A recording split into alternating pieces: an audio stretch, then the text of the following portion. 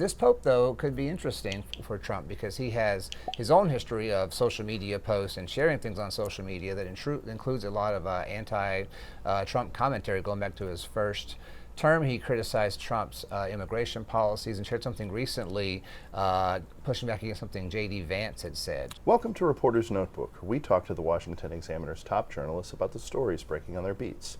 I'm Jim Antle, and I'm joined today by White House reporter Haisten Willis. And Haisten, we're experiencing the rise of Marco Rubio. Elon Musk posed with all these different baseball caps, but it's really Rubio who seems to be wearing many hats inside the Trump administration. Absolutely, and we talked about this just a little bit. I think it just broke when we talked last week. Rubio is now wearing 4 different hats, and I can't even remember them all. It's Secretary of State, National Security Advisor, and 2 others I can't even remember right now. But yeah, I mean, most people don't have 4 job titles, obviously, especially Secretary of State by itself is a huge, huge job, right? National Security Advisor is a huge, huge job. But Trump obviously has a ton of respect for Marco Rubio, which is really interesting. If you look going back about a decade, the 2016 presidential election, they were big time rivals, throwing different insults at each other. Rubio called Trump a con artist. Trump called Rubio a choke artist, but it's politics, right? A lot of this stuff is kind of for show. This stuff with the water and... Oh, yeah. Trump totally savaged him over the water bottle thing, which is just a few, which goes back before that, but like tossed water over and did this whole like act with a water bottle. A lot of fun stuff there. But obviously they've become very close now. Rubio has become a very, very powerful person. He does seem to be well respected across Washington. He was nominated for Secretary of State, of course, right after Trump took office and was confirmed 99-0 in the Senate. You don't see that often these days. Right. Some of Trump's other people, barely got by. Some of them had to withdraw. So obviously Rubio has a lot of respect, across the aisle there. But yeah, he's got 4 different job titles right now. Very, very powerful person. I think the last person to be Secretary of State and National Security Advisor was Henry Kissinger back in the 70s. Some people still talk about today. Kissinger is still very, very famous. I guess Rubio is joining those circles.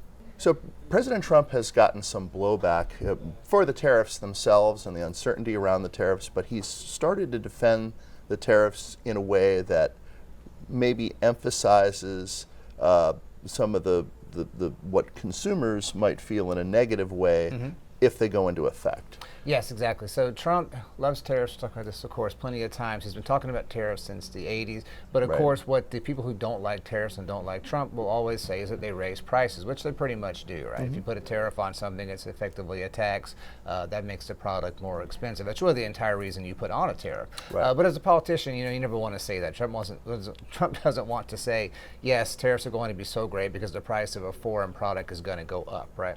But he kind of said that last week. He said, if children, if at Christmas they get 2 dolls instead of 30 dolls, that's okay. They can have 2 dolls. They don't need 30 dolls. We don't need as many pencils. We don't need 250 pencils. Yeah. So this drew a lot of criticism, as everything Trump says does. But this one in particular was sort of out of character for him, and I think could definitely be a soundbite in Democratic attack ads and that kind of thing. People compared it to Jimmy Carter in the late 70s. He talked about how you need to sacrifice because of the oil crisis and natural gas was high at that time, saying you should turn your thermostat down to 55 degrees in the winter and put on a sweater and things like that. And of course, Jimmy Carter was soundly defeated in 1980, which brought us Ronald Reagan. So Trump possibly may have had that moment.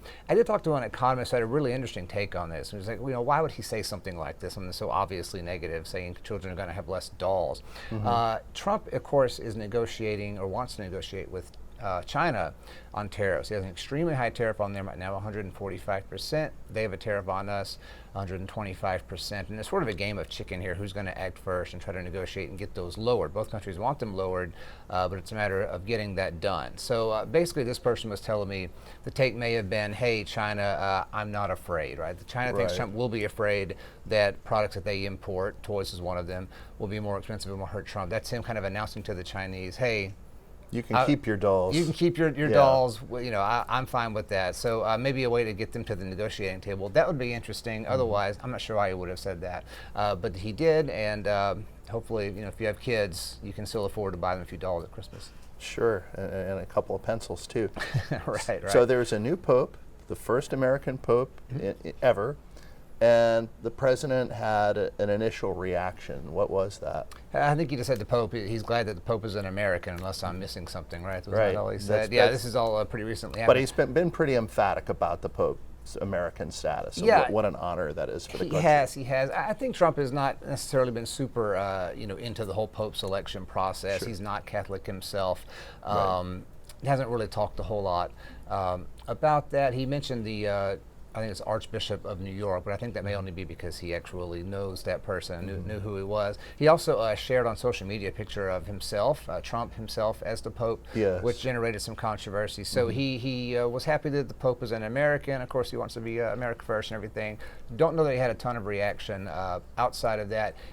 This Pope, though, could be interesting for Trump because he has his own history of social media posts and sharing things on social media that includes a lot of anti-Trump commentary going back to his first term. He criticized Trump's immigration policies and shared something recently pushing back against something J.D. Vance had said. Right. J.D. Vance is Catholic and had this thing that he calls Ordo Amoris, which is order of love, that you should Right. start with yourself, then it goes to your family and your community, with this implication that we should be less concerned about people in China or other parts of the world. A lot of people take issue with that, saying he's sort of justifying protectionism and anti-immigration using a biblical framework. The now Pope shared something arguing against that. So they could find themselves actually at loggerheads at some point. But for now, Trump is just happy that the guy is an American. Sure, and Trump and Vance carried the Catholic vote last year, but they certainly clashed a lot with the American Catholic bishops. They have. There's a lot of history there. So we'll see how things go with this new person. Social media sharing does not necessarily, I think, predict what they're going to do once they have that, very powerful, important office. But that's who the new Trump, the new Pope, I should say, who the new Pope is. The new Trump and the new Pope. That's right. Thank you, Haisten. You can read Haisten and the rest of our political team's coverage at washingtonexaminer.com.